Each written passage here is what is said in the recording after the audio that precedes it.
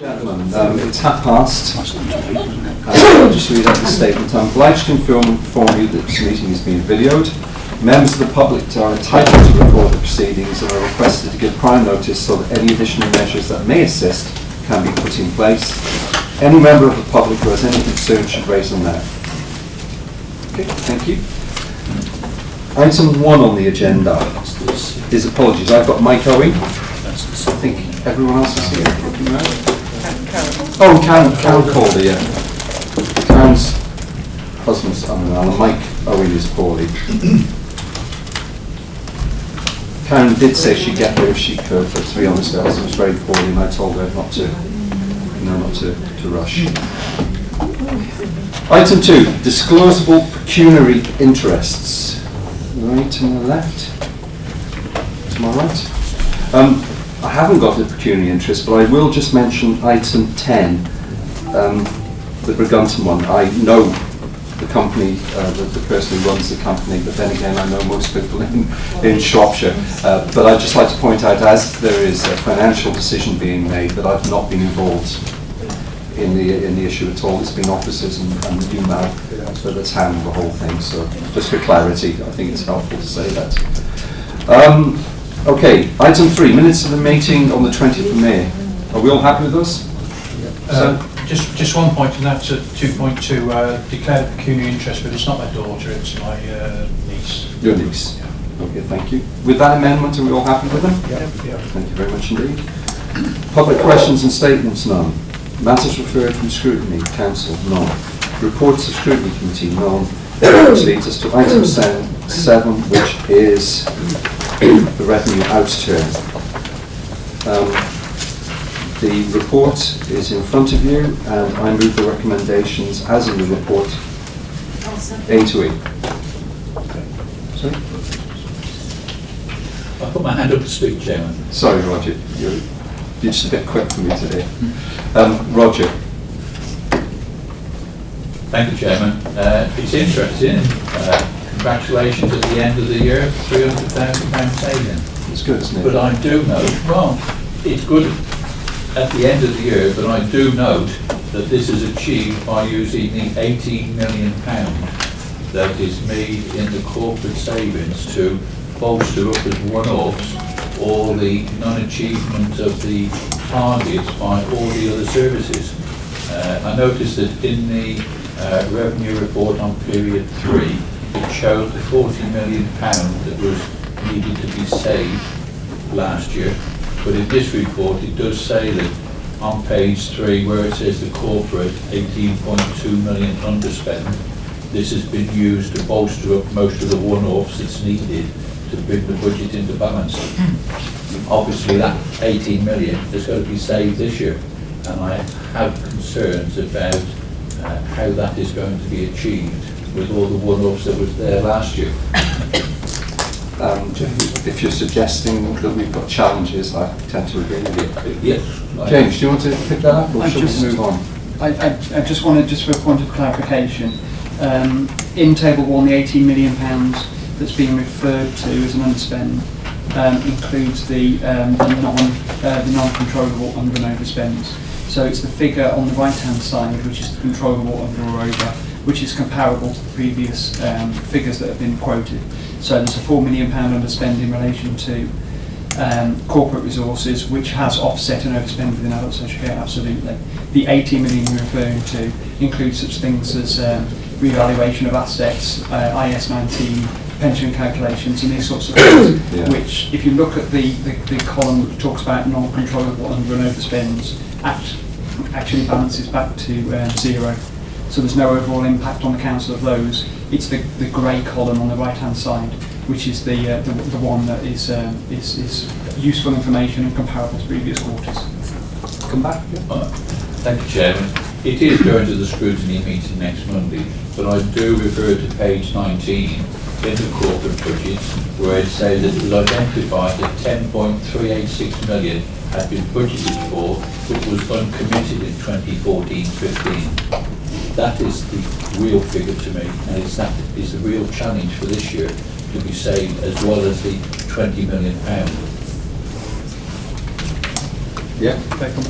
And listen, you know, Roger, I have continually pointed out the challenges that we face, and I'm waiting with fear and trepidation for the budget in July, the Chancellor's statement, because frankly, I think things are going to get a lot worse. I said to somebody the other day, if you look back to the early 2000s, they were the good old days, and he said to me, looking back on the last 6 years as the good old days, because there's an awful lot worse to come yet, and I think he's right.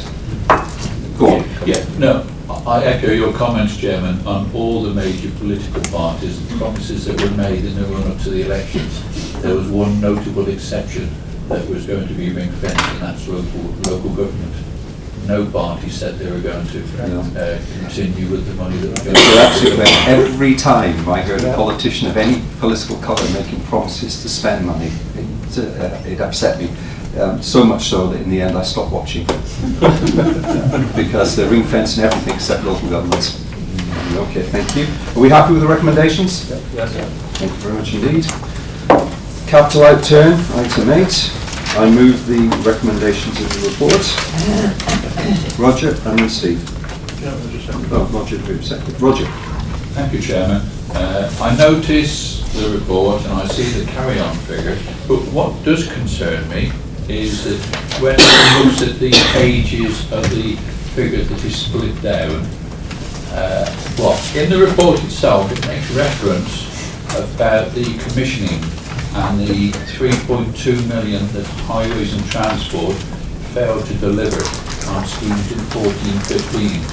And if one goes into the report itself, if one looks at the structural maintenance of principal roads, secondary roads, and to be allocated, there's £2.4 million unallocated, and it's a failure by Ringway to actually do the scheme that was there. So that's my interpretation of it, and I am concerned about that when residents talk to me, and no doubt other members of the Cabinet, about the maintenance and the state of the roads in Shropshire.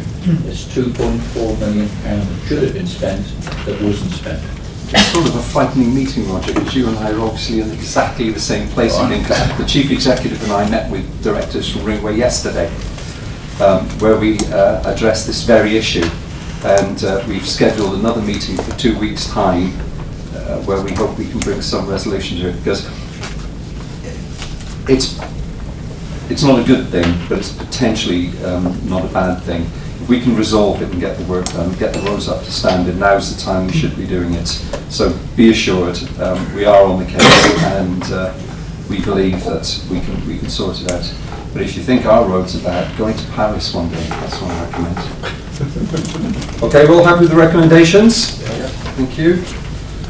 Which takes me on to item 9, Treasury Management. Again, it is what it is. Well done to everybody, and I move the recommendation.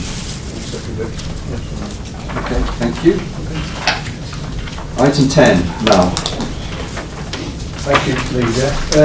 I've circulated for everyone's benefits a photograph of Brugunton Hall.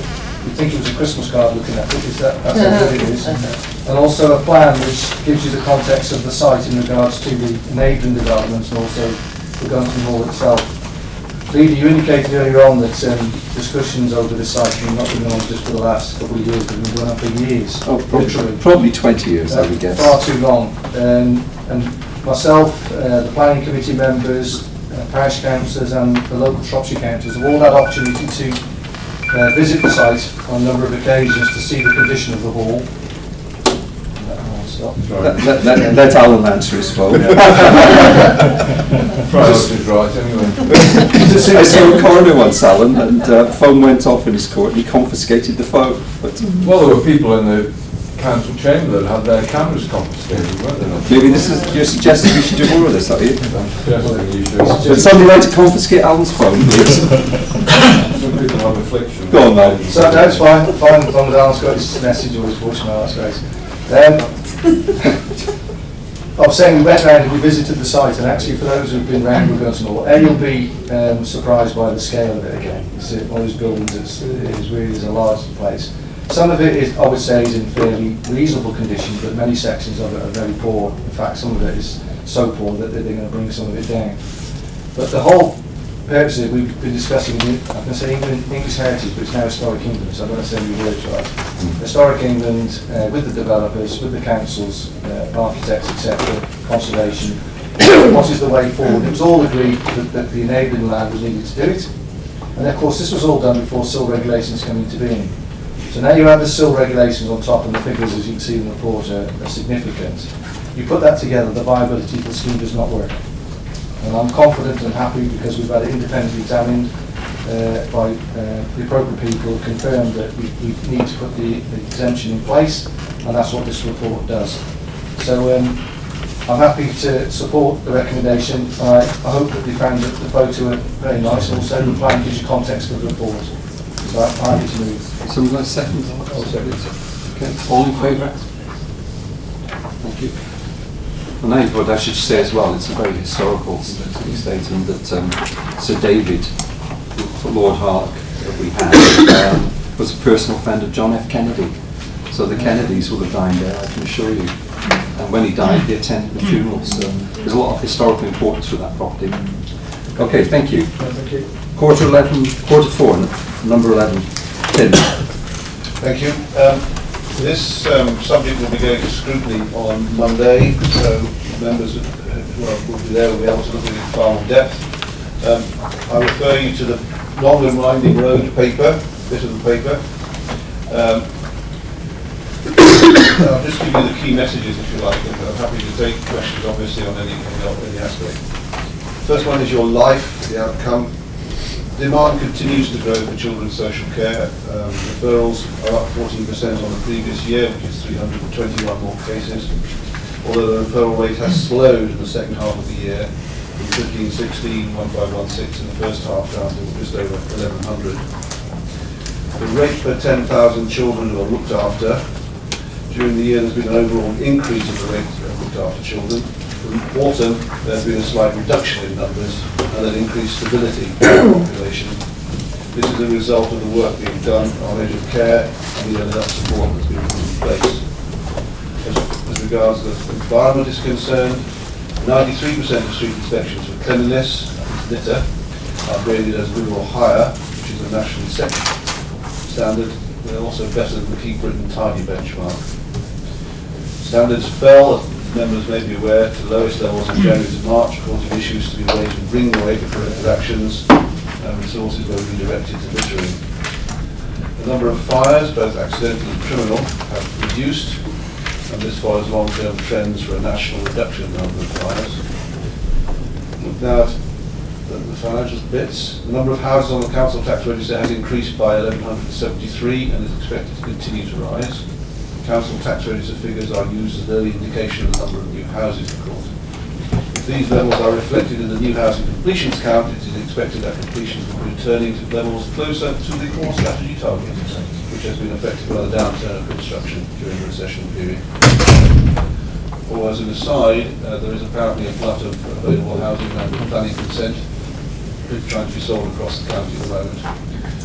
The number of people who have been claiming job seekers allowance for 12 months or more, in other words defined as long term, has continued to reduce, although the number is still much higher than the period up to December 2008. The number of JSA claimants overall has returned to pre-2008 levels. As far as health is concerned, results of the sample survey in October and December show that more people are able to live independently in a home 91 days after their discharge from hospital. This is continued improvement on previous results, and as part of the Better Care funding, the tracking of this measure will be improved with monthly updates rather than just done on a 6-monthly basis, 3-quarterly basis rather. The results for admissions to care and nursing homes display the different requirements of the people who receive these services. Results for both age groups show a reduction in permanent admissions, which is good news. Obviously the needs and requirements of the 18 to 64 age group are longer term. This is displayed by the consistency of demand reflected in the results from last year and this year. A further reduction in levels is likely to directly relate to bringing on board more new supported living facilities and shared homes in the community. And finally, you'll be happy to know for the 65 plus age group, the Council's policy and approach to help people stay in their homes for longer and not to go into residential or nursing home until it is the only and best option for them, is continuing to achieve significant impact as shown by the results. The shorter term nature of the care requirements for older people, which sounds dreadful, having read it again, being in that category, means that changes in the way the council provides services can be seen in the results more quickly. So overall, I think mixed messages, not significantly dissimilar from the quarter before, but a lot of encouraging stuff. As I say, members will get a chance to look at it in more detail on Monday morning at 10 o'clock in the performance scrutiny committee and in subsequent scrutiny committees. Thank you. Thank you. We're all happy with that? Chair, Didn't see you, Roger. I thought you nodded, Chair. I thought you nodded. Probably nodding off. Certainly, I have no problem, Roger. You ask whatever questions you want. Thank you, Chairman. As Tim said, he's going to the performance scrutiny on Monday, but one item which is in the report, and Tim didn't refer to, is in 5.5, where it's a quarterly survey that tracks satisfaction with local areas. And it was launched in quarter 1, and in quarter 2 it was 84% satisfaction, and that's decreased by every quarter since. In the satisfaction surveys, is there any indication of why the dissatisfaction is increasing or the satisfaction is reducing, whichever way you want to phrase it? What page was that on? Page 3, Page 82, Chairman. page 82 on page 3 of the report. Page 3 at the top, it shows 82, 84, and also, of course, the 79 in the latest survey. May I try and address that? 82, 84 and 79. I think we're talking about relatively small percentage reductions. I admit they're reductions, Roger. And that some of that will have been influenced by the street litter issues we talked about earlier on, which we've had to address through Ringway, improving their collections. As far as the other, if I'm trying to answer it more generally, I'm afraid I can't off the top of my head, Roger, so I will deal with it on Monday. Well, Yeah. well, could I just add a comment? Because all these things, what was the sample? What's the question? What was the sample? I don't know, but I suspect it was probably statistically significant, maybe it was probably 100 or so. 100 isn't. Well, whatever, yeah. I mean, if you do 600, you can still say plus or minus 3%. So whilst I think you make a valid point, plus, let's assume it's around the 600, plus or minus 3%, would even it out. It's not a trend we want to see continued. Anyway, thank you. We're all happy with Tim's report? Yeah. Item 12. Oh, are we? Sorry? Yeah, the first one, Steve. Yeah, thank you, Leader. A bit of Groundhog Day again, I think I said that last time I was here, last month. The IGE report is identical to the one which came last time, just with the references that Roger requested at last meeting. So, Okay. Are we all happy with that? Sorry, go on, Roger. Fine. Thank you, Chairman. We included what I agreed and Karen agreed at the last meeting. In the report and in the previous report in May, it said that the accounts were due to be signed off on the 31st of May. I assume that did happen. There's no reference in this updated report to confirm the accounts were signed off by the IP&E board, but I assume it did happen. And I'll bring it up now rather than the next item, Chairman. I'm disappointed that the report to the shareholders is in part 2. Any PLC or any company that does a report to shareholders, their business plan is usually for wider domain for the investors to look at and for others to actually see what they're doing. I'm disappointed. I've talked to legal and they say that the appendix needs to be in the part 2. I'm disappointed that it is there. It's to be honest, it's not legal that would make that decision. If any company had a report coming to Cabinet or Council, if they requested it to go in private session because they said it was commercially sensitive material, we'd probably respect that, Roger. And don't forget, every councillor can see everything. Okay, we all happy with the first part? Yes? Yeah. Would somebody like to move? I move. Yeah, Susan Pogden, press seconded. Yeah. Thank you.